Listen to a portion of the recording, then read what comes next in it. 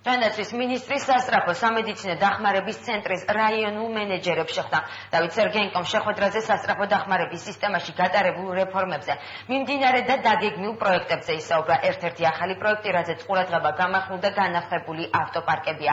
პროექტი 29 ოქტომბერს დაიწყო და პირველ ეტაპზე ფორდის მარკის 24 ავტომობილის სასწრაფო დახმარების 9 რაიონულ ცენტრში გადანაწილდება. მეორე ეტაპზე დასავლეთ საქართველოს სასწრაფო სამედიცინო დახმარების ცენტრის ავტოპარკ 38 ახალი მანქანა შეემატა.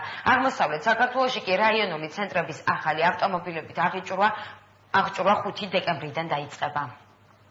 დღევანდელი შეხვედრის ძირითადი ამოცანა იყო ის, რომ შეგვეფასებია მიმდინარე ეტაპი, რომელიც დაიწყო განახლების ეტაპები, ავტოპარკის განახლება და საორგანიზაციო რეგულაციების ცვლილება რაიონულ სასწრაფო დახმარებაში და რომ დაგვესახა უახლოესი სამოქმედო გეგმა.